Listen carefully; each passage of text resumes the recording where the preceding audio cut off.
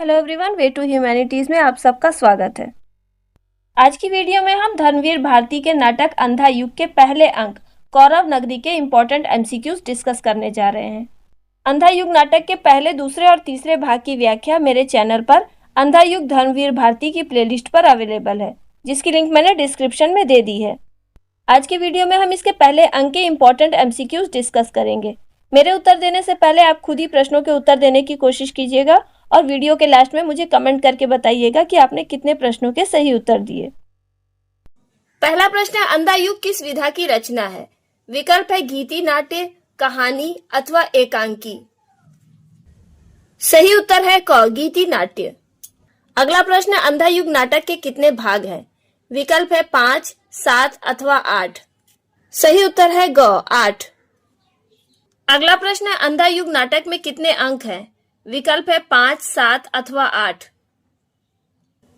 सही उत्तर है क, 5। अगला प्रश्न है, अंधा युग नाटक का कथानक प्राचीन भारत के किस ग्रंथ से संबंधित है? विकल्प है भागवत गीता, महाभारत अथवा विष्णु पुराण। सही उत्तर है ख, महाभारत। अगला प्रश्न है, अंधा युग नाटक में कुल कितने पात्र हैं? विकल्प है 15, 16 अथवा 17। सही उत्तर है ख, 16। अगला प्रश्न है, अंधा युग नाटक की एकमात्र महिला पात्र कौन है?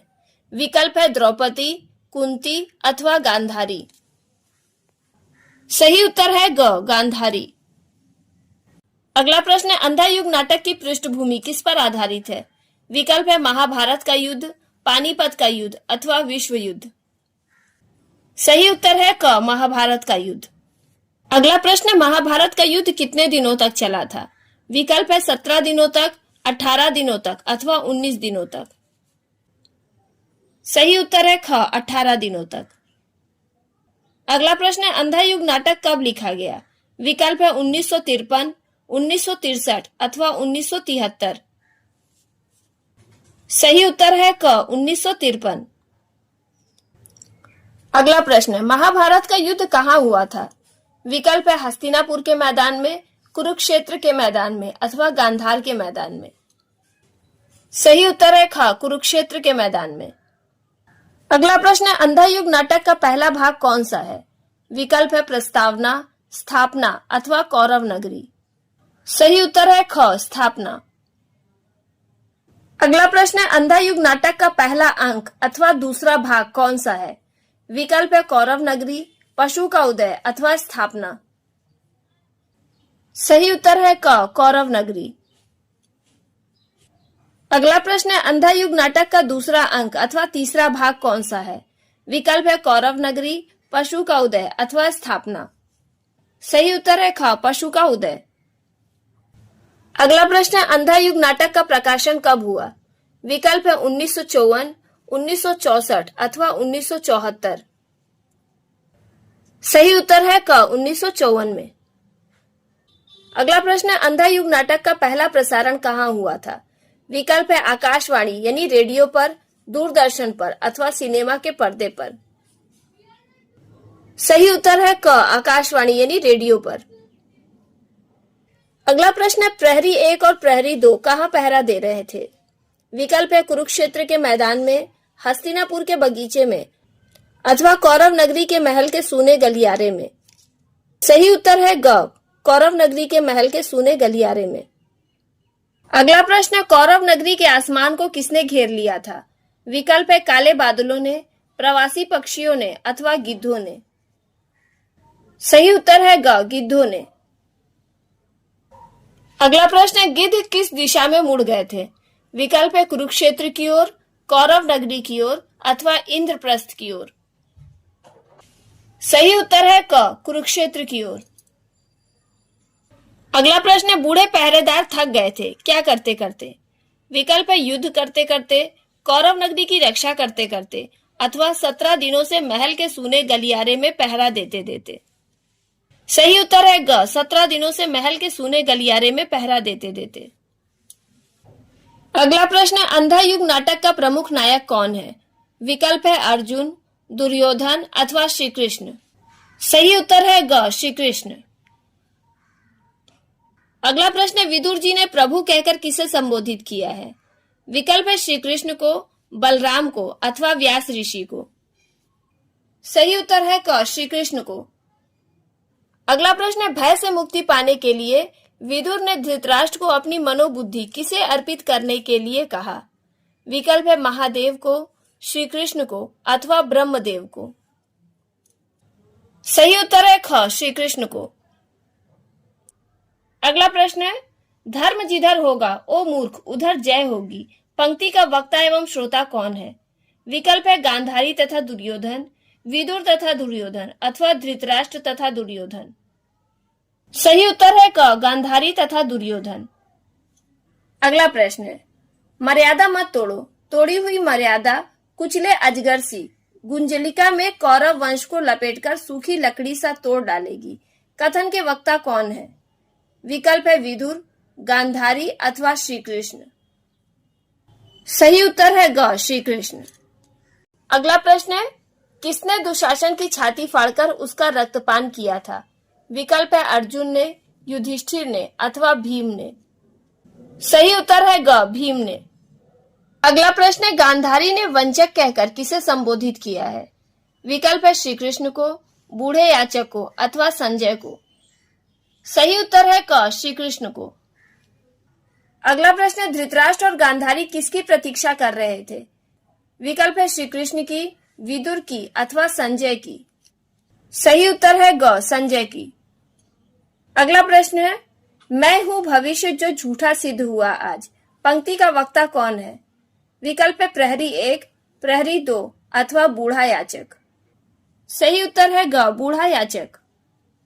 अगला प्रश्न है, जिस युग का वर्णन अंधा युग नाटक में किया गया है उसके बारे में किस पौराणिक ग्रंथ में लिखा है?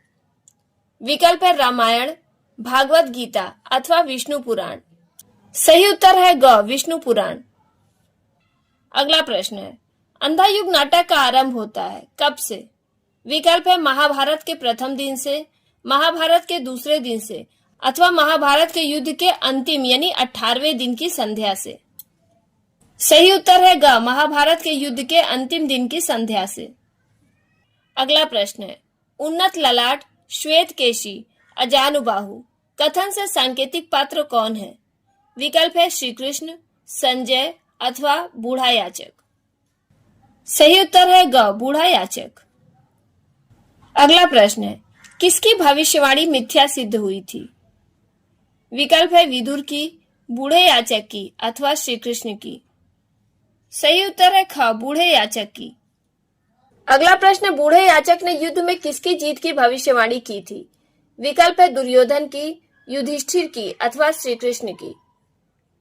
सही उत्तर है क, दुर्योधन की।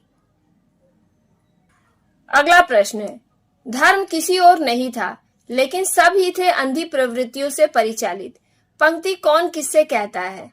विकल्प है गांधारी विदुर से, विदुर धृतराष्ट्र से अथवा संजय विदुर से। सही उत्तर है क, गांधारी विदुर से। अगला प्रश्न है, महाभारत का युद्ध किन दो पक्षों के बीच हुआ था? अथवा दोनों पक्षों को खोना ही खोना है पंक्ति में दो पक्ष कौन से हैं? विकल्प है कौरव तथा पांडव, पांडव तथा यदुवंशी अथवा कौरव तथा यदुवंशी। सही उत्तर है क, कौरव तथा पांडव। अगला प्रश्न है, किस युग को अंधा युग कहा गया है? विकल्प है सतयुग को, द्वापर युग को अथवा कलयुग को।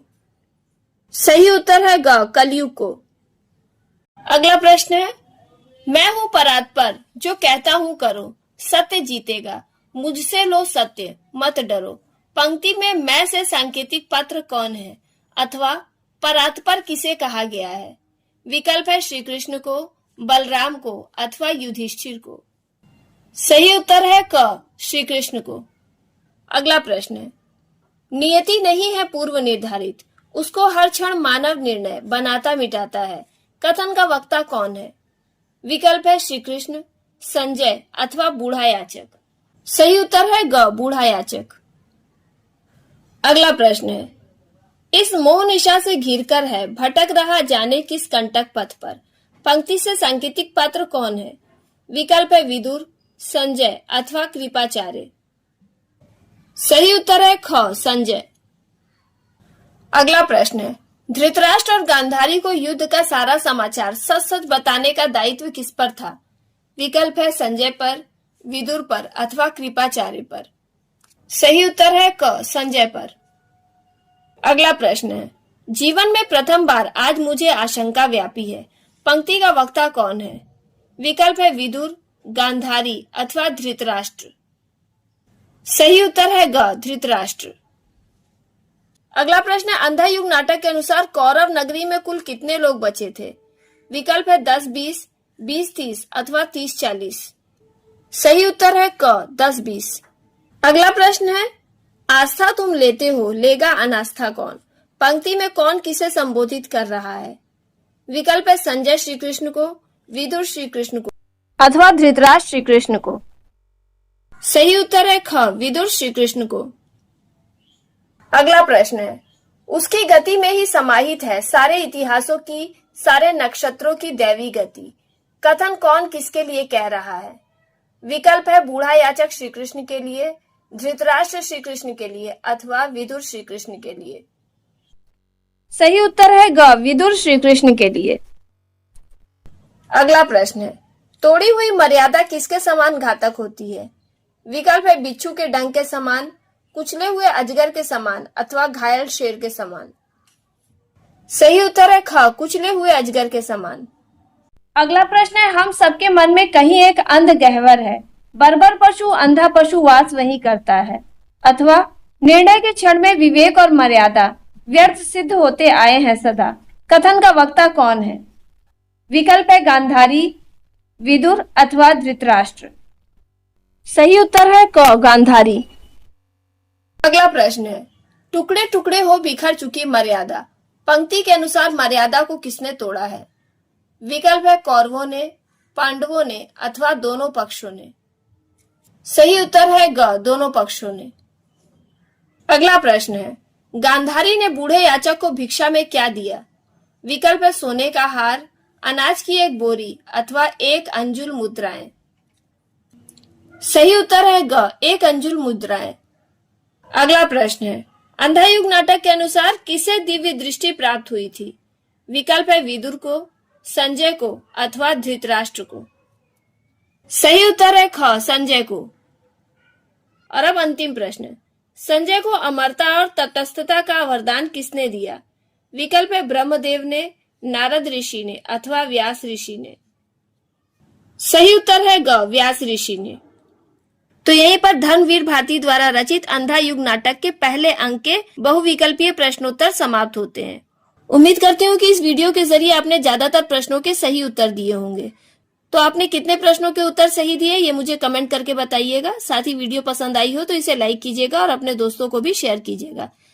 जल्दी मिलते हैं अगली वीडियो में अंधा युग नाटक के दूसरे अंक के बहुविकल्पीय प्रश्नोत्तरों के साथ।